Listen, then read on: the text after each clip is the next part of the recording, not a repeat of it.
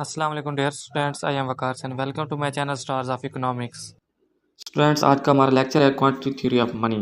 इसको क्यूटीएम थ्योरी भी कहते हैं और वैल्यू ऑफ मनी थ्योरी भी कहते हैं।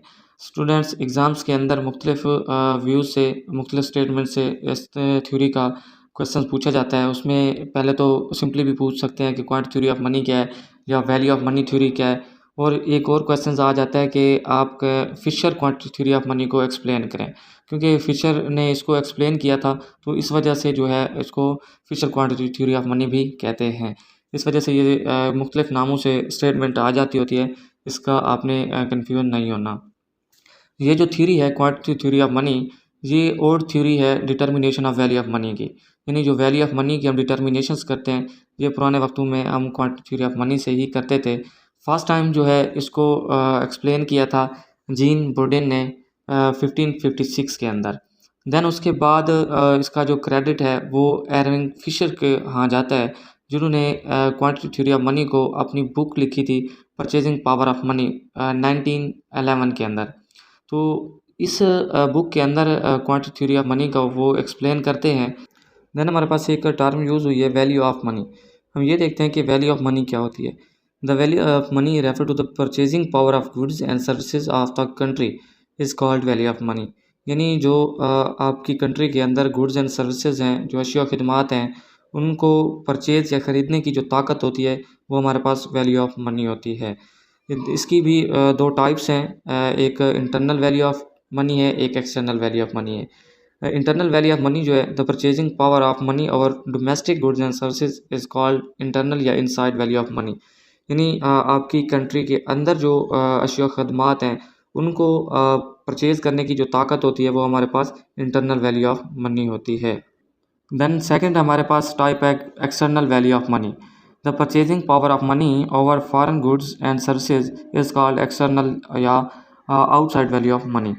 तो हमारे पास जो कंट्री के बाहर जो हम लोग परचेजिंग पावर करते हैं गुड्स एंड सर्विसेज की, उसको जो ख़रीदने की हमारे पास ताकत होती है वो हमारे पास value of external value of money होती है। यानी हमने कंट्री के अंदर जब हम लोग अशिया और ख़िदमात ख़रीदेंगे, उसकी जो ताकत होगी हमारे पास, वो हमारे पास इंटरनल वैल्यू ऑफ मनी होगी। इसी तरीके से जब हम दूसरे कंट्रीज से या अपने कंट्री के अलावा बाहर से कोई चीज़ें ख़रीदते हैं, तो उसकी जो हम कीमत पे करते हैं, जो हमारे पास ताकत होती है ख़रीदने की, वो हमारे पास एक्सटर्नल वैल्यू ऑफ मनी होती है। देन हमारे पास इसकी अप्रोचेज़ हैं। इसकी भी क्वांटिटी थ्योरी ऑफ मनी की दो अप्रोचेज़ हैं, एक Fisher quantity theory of money है और दूसरा कैम्ब्रिज इक्वेशंस है। इस लेक्चर्स के अंदर तो हम लोग Fisher quantity theory of money को एक्सप्लेन करेंगे डीपली। देन हम लोग सेकंड लेक्चर्स के अंदर कैम्ब्रिज इक्वेशंस को एक्सप्लेन करेंगे। इसीलिए मेन जो है वो Fisher quantity theory of money के नाम से इस थ्योरी को जाना जाता है। इस वजह से एग्ज़ाम्स के अंदर भी ये क्वेश्चन बार बार पूछा जाता है कि Fisher quantity theory of money को एक्सप्लेन करें। अब हम अपनी फर्स्ट जो अप्रोच है Fisher quantity theory of money को डीपली डिस्कस करते हैं। इसमें भी जो Fisher quantity theory of money है, इसको भी कई नामों से रिप्रेजेंट किया जाता है। ये भी एग्ज़ाम्स के अंदर पूछा जाता है कि हमारे पास क्या कैश ट्रांजैक्शन अप्रोच को एक्सप्लेन करें, जब या तो इस तरीके से भी क्वेश्चन आता है एक्सचेंज इक्वेशंस को एक्सप्लेन करें। तो ये दो नेम हैं Fisher quantity theory of money को, इसके ज़रिए भी एग्ज़ाम्स के अंदर क्वेश्चन पूछे जाते हैं। According to Fisher money as medium of exchange. Fisher क्योंकि क्लासिकल इकोनॉमिस्ट थे, तो उनका एक ही मोटिव था कि हमारे पास जो मनी है उसका मीडियम ऑफ एक्सचेंज ही है सिर्फ रोल, उसका इकोनॉमी के अंदर कोई रोल नहीं है। तो ये वो जानते थे कि just money as medium of exchange है। ये इसकी अब हम जो स्टेटमेंट दी थी Fisher quantity theory of money, उसकी हम स्टेटमेंट पढ़ते हैं कि फिशर ने क्या कहा था। Other thing remaining constant as quantity of money increase, the price level also increase in same proportion and value of money decrease and vice versa. ये जो फिशर ने एक्सप्लेन किया था क्वांटिटी थ्योरी ऑफ मनी को, वो कहते हैं quantity of money के मुताबिक अदर थिंग रिमेनिंग कांस्टेंट। ये कि हमारे पास लॉ की अजम्पशंस होती है, हम इकोनॉमिक्स के अंदर ये पढ़ते होते हैं कि हम अदर चीज़ें जो हैं उनको हम कांस्टेंट रखते होते हैं। वो कहते हैं क्वांटिटी ऑफ मनी, यानी मनी सप्लाई को जब हम इंक्रीज़ करते हैं, तो रिज़ल्ट क्या होता है, the price level also increase in same proportion. यानी जितना हम सप्लाई ऑफ मनी को इंक्रीज़ करते हैं या क्वांटिटी ऑफ मनी को इंक्रीज़ करते हैं, उतने सेम प्रोपोर्शन से जो आपका प्राइस लेवल है वो इंक्रीज़ कर जाता है, जबकि आपकी वैल्यू ऑफ मनी जो है वो डिक्रीज़ कर जाती है, एंड वाइस वर्सा। यानी जैसे आपकी प्राइसेस इंक्रीज होंगी, आपकी वैल्यू ऑफ मनी क्या होंगी, डिक्रीज हो जाएंगी। ये जो हमने स्टेटमेंट फिशर की पढ़ी है, उसका मतलब ये है कि if we double the supply of money, यानी हम मनी सप्लाई को डबल कर देते हैं, the prices will be double, यानी जैसे मनी सप्लाई डबल होगी, प्राइसेस डबल हो जाएंगी, and the value of money become half. जो उसकी परचेजिंग पावर है, वैल्यू ऑफ मनी, हमने अभी देखा है कि वैल्यू ऑफ मनी क्या होता है। किसी भी कंट्री के अंदर गुड्स एंड सर्विसेज को परचेज करने की जो ताकत होती है, कुव्वत होती है, वो हमारे पास क्या होती है, वैल्यू ऑफ मनी होती है। तो वो यही कहते हैं, जब आप मनी सप्लाई आपकी डबल होती है तो आपकी प्राइसेस डबल हो जाती हैं, उस वक्त आपकी मनी सप्लाई जो है वो हाफ हो जाती है। इफ़ बिकम हाफ, हम अगर दूसरे हैंड से बात करें कि अगर हम दूसरी तरफ देखें, अगर मनी सप्लाई जो है वो हाफ हो जाती है, पहले हमने देखा था कि मनी सप्लाई डबल होती है, अब हम देख रहे हैं रिवर्स केस कि अगर मनी सप्लाई जो है वो हाफ हो जाती है, then price will be half, यानी क्योंकि इनके दरमियान पॉजिटिव रिलेशनशिप है, तो इस वजह से वो जब आपकी मनी सप्लाई हाफ होगी, आपकी प्राइसेस जो हैं वो हाफ हो जाएंगी, and the value of money will be double. अब क्योंकि वो इन्वर्स रिलेशनशिप आया है, तो इस वजह से हम देख रहे हैं कि वैल्यू ऑफ मनी जब मनी सप्लाई हाफ और प्राइसेस भी हाफ होंगी, उस वक्त आपकी मनी सप्लाई डबल हो जाएगी। फिशर ने एक इक्वेशंस दी थी, P T is equal to M V. यहाँ पे पी जो है वो प्राइस लेवल है, टी जो है ट्रांजेक्शन्स ऑफ मनी है, M is equal to money supply है, V is equal to velocity of circulation है। ये इक्वेशंस अक्सर शॉर्ट क्वेश्चन में पूछी जाती है कि डिस्क्राइब द या एक्सप्लेन द फिशर इक्वेशन। तो ये फिशर ने एक इक्वेशन दी थी, P T is equal to M V. P यानी price level, transaction of money, यानी टी और पी मल्टीप्लाई, उसमें प्रोपोर्शनल रिलेशनशिप होता है। इसी तरीके से मनी सप्लाई और वेलोसिटी ऑफ सर्कुलेशंस आ गई। ये जो हमने Fisher quantity theory of money की स्टेटमेंट को एक्सप्लेन किया, उसका रिजल्ट ये निकलता है, देयर इज़ अ डायरेक्ट और positive relation and proportional relationship between quantity of money, यानी quantity theory of money and general price level. यानी हमने ये देखा था कि जब हम मनी सप्लाई को बढ़ाते थे तो आपकी जो प्राइसेस हैं वो डबल हो जाती थी। तो हमें ये रिज़ल्ट निकलता है कि जो आपका मनी सप्लाई और प्राइस लेवल के दरमियान है, वो आपका पॉजिटिव रिलेशनशिप है। And negative and inverse relationship between quantity theory of money and value of money.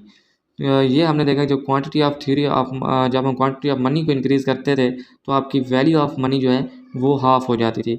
तो हमें ये रिज़ल्ट निकलता है कि जो हमारे पास क्वांटिटी थ्योरी ऑफ मनी या मनी सप्लाई का वैल्यू ऑफ मनी के साथ जो रिलेशनशिप है, वो नेगेटिव या इनवर्स रिलेशनशिप है।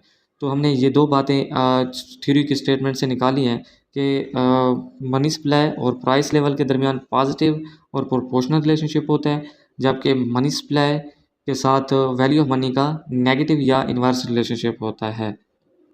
ये है हमारे पास क्वांटिटी थ्योरी ऑफ मनी का डायग्राम, जिसमें हमने दो पैनल बनाए हैं, पैनल ए और पैनल बी।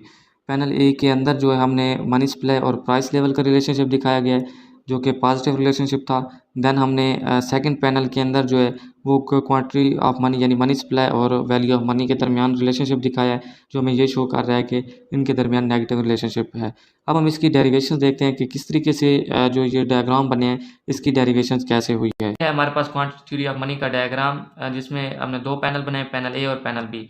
पैनल ए के अंदर हमने रिलेशनशिप दिखाया क्वांटिटी ऑफ मनी और प्राइस लेवल का। देन हमने बी पार्ट के अंदर क्वांटिटी ऑफ मनी और वैल्यू ऑफ मनी का रिलेशनशिप दिखाया है। क्योंकि जिस तरह से हमने अभी पढ़ा है स्टेटमेंट के मुताबिक, क्योंकि क्वांटिटी ऑफ मनी और प्राइस लेवल के दरमियान पॉजिटिव रिलेशनशिप था, और हमारे पास वैल्यू ऑफ मनी और क्वांटिटी ऑफ मनी के दरमियान नेगेटिव रिलेशनशिप था। अब हम इसको डायग्रामेटिकली देखते हैं कि किस तरीके से इन दो के दरमियान पॉजिटिव रिलेशनशिप है और इन दो के दरमियान इनवर्स रिलेशनशिप या नेगेटिव रिलेशनशिप है। तो इस पैनल ए के अंदर हमने एक्स एक्सिस पे क्वांटिटी ऑफ मनी ली है और वाई एक्सिस पे प्राइस लेवल लिया है। इस तरीके से बी पार्ट के अंदर हमने क्वांटिटी ऑफ मनी को एक्स एक्सिस पे लिया और वैल्यू ऑफ मनी को वाई एक्सिस पे लिया है। तो हम लोग कहते हैं कि इकॉनमी के अंदर सपोज दैट ये वाला लेवल है एम वाला, तो इस पे पी जो है वो प्राइस लेवल है, और यहाँ पे जो परचेजिंग पावर है वो इतनी है कंट्री के अंदर, गुड्स एंड एक्स 1/p की, क्योंकि यहाँ पे मनी सप्लाई का लेवल जो है वो एम है, ओ से एम लेवल। अब हम कहते हैं बिलफर्ज इकॉनमी के अंदर मनी सप्लाई इंक्रीज़ हो जाती है। जब मनी सप्लाई इंक्रीज़ होती है तो आपका प्राइस लेवल इंक्रीज़ हो जाता है। इसी के साथ जैसे ही आपका प्राइस लेवल इंक्रीज़ होता है तो कंज्यूमर इंडिविजुअल की परचेजिंग पावर के अंदर कमी आना शुरू हो जाती है, क्योंकि जो चीज़ पहले 10 रुपये की मिलती थी वो अब 20 रुपये की हो गई है। तो इसका मतलब कि हम वो उस चीज़ को हम पहले 10 पे करते थे, उसके बदले में आज हम 20 पे करने पड़ेंगे। इस वजह से जो वैल्यू ऑफ मनी है उसके अंदर डिक्रीजिंग गई है, यानी उसकी परचेजिंग पावर जो थी, वैल्यू जो है मनी की वो कम हो गई है। इसलिए यहाँ पे हमने देखा कि 1/p हम इस लेवल पे हम लोग कर रहे थे जब मनी सप्लाई m पर थी।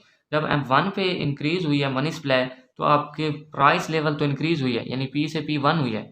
आपकी जो वैल्यू ऑफ मनी है 1/p1 हो गई है, यानी आपकी वैल्यू ऑफ मनी जो है वो कमी वाक़ई हुई है, क्योंकि परचेजिंग पावर कम हुई है प्राइस के इंक्रीज़ होने से। इसी तरीके से अगर फिर भी आपकी price level money supply increase होती है, m1 से m2 पर जब इंक्रीज़ करेगी, तो उस वक़्त प्राइस लेवल जो है p1 से p2 पर हो जाएँगे। क्योंकि मनी सप्लाई के इंक्रीज़ होने से प्राइस लेवल इंक्रीज़ करके सेम एज़ पैनल बी के अंदर जैसे ही मज़ीद प्राइस लेवल इंक्रीज़ करेंगे, तो आपकी जो वैल्यू ऑफ मनी है वो डिक्रीज़ कर जाएगी। तो ये थी कि 1/p1 से p1/2 पर पहुंच जाएगी।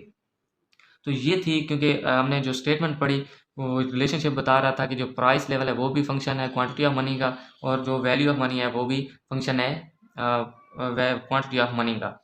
ये रीज़न थी कि प्राइस लेवल के दरमियान क्वांटिटी ऑफ मनी का पॉजिटिव रिलेशनशिप क्यों था, और जो हमारे पास क्वांटिटी ऑफ मनी और वैल्यू ऑफ मनी के दरमियान इन्वर्स रिलेशनशिप क्यों है। तो ये हमने डायग्रामेटिकली देखा कि किस तरीके से इन दोनों के दरमियान पॉजिटिव रिलेशनशिप है और इनके दरमियान नेगेटिव रिलेशनशिप। डायग्राम बता रहे हैं कि जैसे क्वांटिटी ऑफ मनी डबल हुई, आपकी प्राइस लेवल डबल होगी। जिस तरीके से फिशर की स्टेटमेंट के मुताबिक हमने यही देखा, जब मनी सप्लाई डबल होती है तो आपकी प्राइस लेवल डबल हो जाता है और आपकी वैल्यू ऑफ मनी जो है वो हाफ हो जाती है। तो ये हमारे पास डायग्रामेटिकली इसको हमने एक्सप्लेन किया। फिर भी स्टूडेंट्स इसमें किसी किस्म का कोई क्वेश्चंस है आपको, तो आप कमेंट्स बॉक्स में पूछ सकते हैं, आपको इसके इजीली आंसर दिया जाएगा।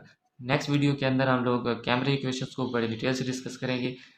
इस वीडियो तक अभी तक हमने ये जो डायग्रामेटिकली या इसकी स्टेटमेंट पढ़ी है, फिर भी इसमें कोई क्वेश्चंस है तो आप हमसे कमेंट्स बॉक्स में पूछ सकते हैं। अगर आपको हमारी वीडियोस अच्छी लगी है तो आप हमारे चैनल को सब्सक्राइब करें, बेल आइकन प्रेस करें, ताकि फर्दर जो किसी और वीडियो का नोटिफिकेशन है तो आपको इजीली मिल सके।